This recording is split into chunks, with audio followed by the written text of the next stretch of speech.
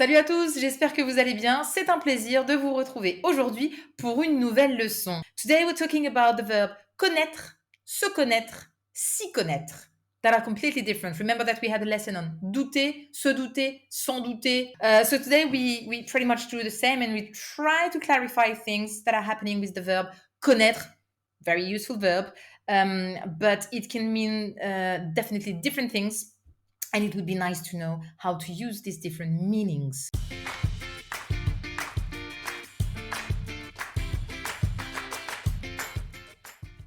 So, connaître, verbe du troisième groupe qui signifie avoir une idée claire de quelqu'un ou de quelque chose. Tu connais cette chanson?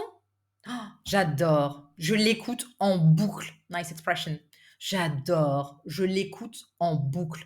So I have a clear idea of what this song is. I know it and I can't stop listening to it. Je connais plein de bonnes adresses à Bordeaux pour dîner ou pour sortir le soir. Je connais plein de bonnes adresses à Bordeaux pour dîner ou pour sortir le soir. Je connais. J'ai une idée assez claire de où sortir à Bordeaux. Ils connaissent beaucoup de choses sur la culture arabe. Ils connaissent beaucoup de choses sur la culture arabe.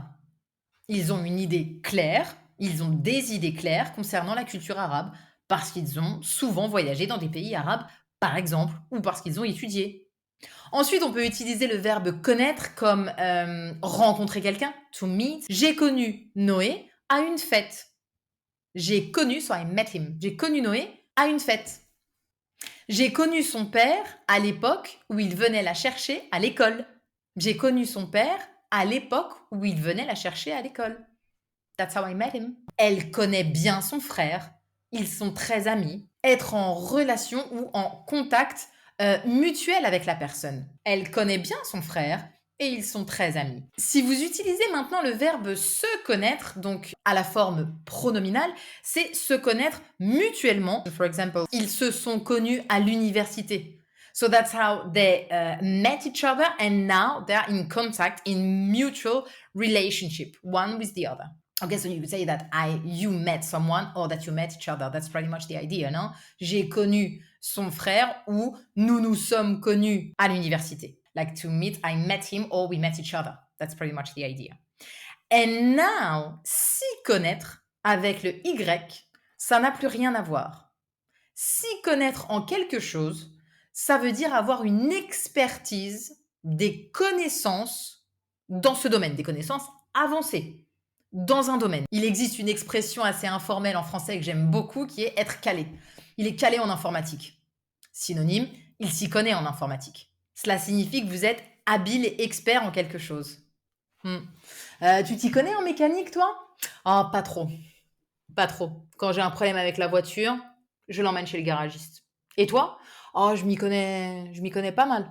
Je m'y connais bien en voiture. Je m'y connais bien en mécanique. Elle s'y connaît trop bien en gastronomie japonaise. Elle s'y connaît trop bien. Elle cuisine des trucs incroyables. Negative form, very important. You would have to say. So, je m'y connais. Et toi? Tu t'y connais?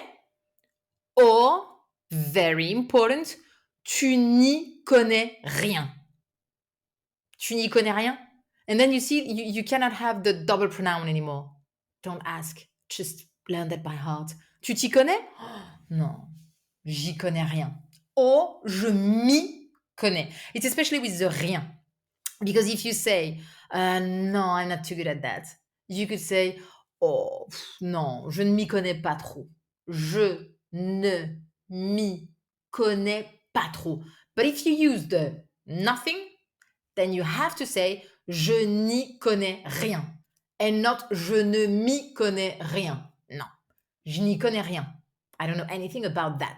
And then you kind of lose the pronominal thing. But if you say, I don't know much about that. Oh non.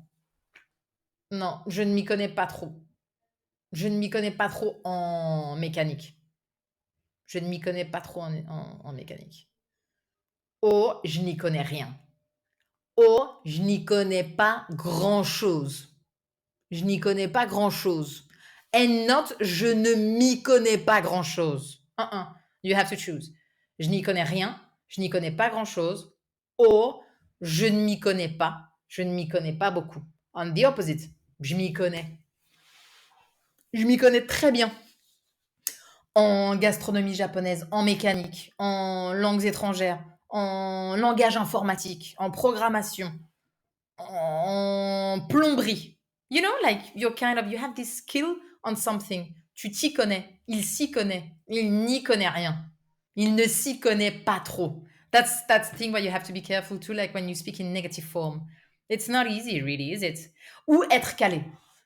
You can remember this one too. This synonym is very nice. Il est calé en quelque chose means il est expert, il est habile. He has skills on that. Connaître. Connaître quelque chose. Connaître. Se connaître. Ou connaître, but in the sense of to meet or to meet someone or to meet each other. Et s'y connaître. That's the end of episode 2 on weird verbs in French. I hope you enjoyed this lesson. Of course, for some more practice, you can check lingoni.com where you'll find a lot of additional exclusive videos, PDF worksheets, podcasts, and interactive exercises.